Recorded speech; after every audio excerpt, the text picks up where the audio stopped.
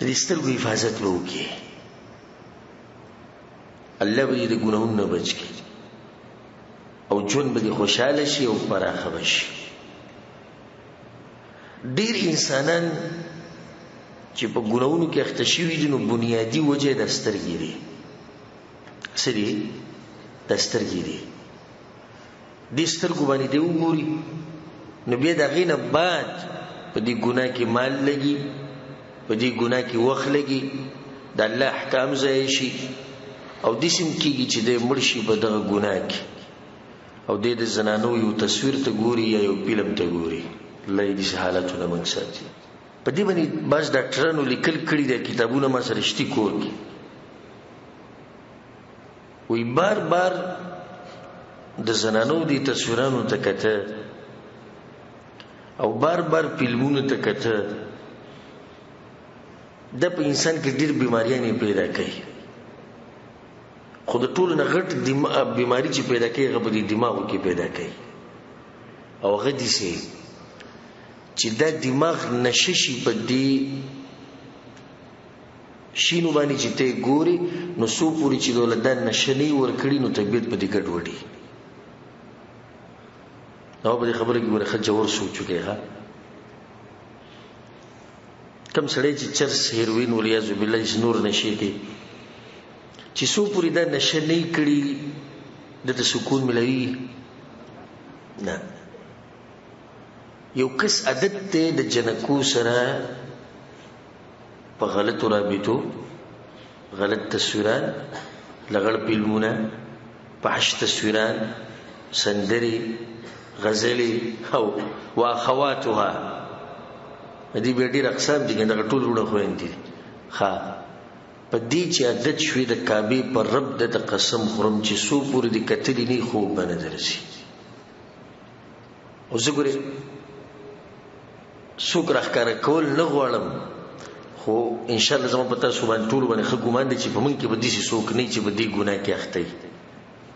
خو که څوک پکې اخته وي نو اوس به ځان له جواب ورکړی چې او بالکل دغه شان ده.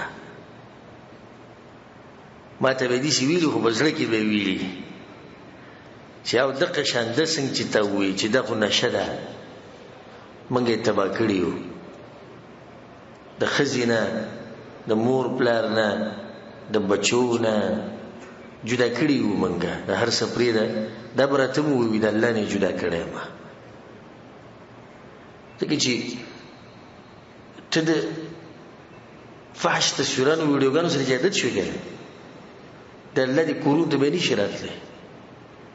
کرام شي یو 2 رکعته مونځ 4 رکعته مونځ به وکړي ډز ډز ډز ډز او بیا به تختې ځي به زر منځه کې لذت نه. ځکه زه درته دا ووایم په ما پسې یو عربی راغلی و، مصری و، په روجه کې ما سره میلاو شو او एकदम په جړا شو، خو سم په جړا شو.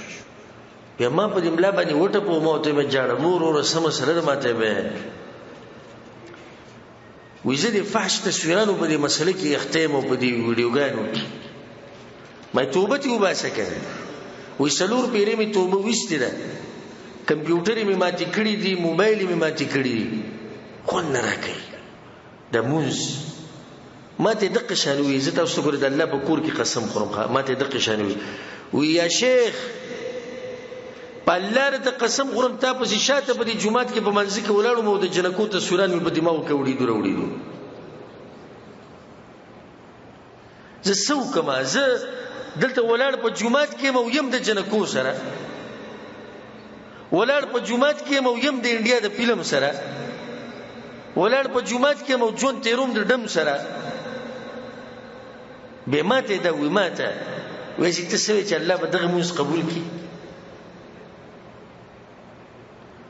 نو ما ورته په جواب کې دا وایي دا خو چې ته ما سره ولاړې اوس ته ماته ولاړې ماته او دغه دیوال ته دې کتو که نه، زه دلم خبره نه منم، زه دلم یو دې قدر کوم چې خو زه مړه بېادبه ولاړ ماته او ګورې هغه طرف ته، دا خو ته زما بېعزتي کې.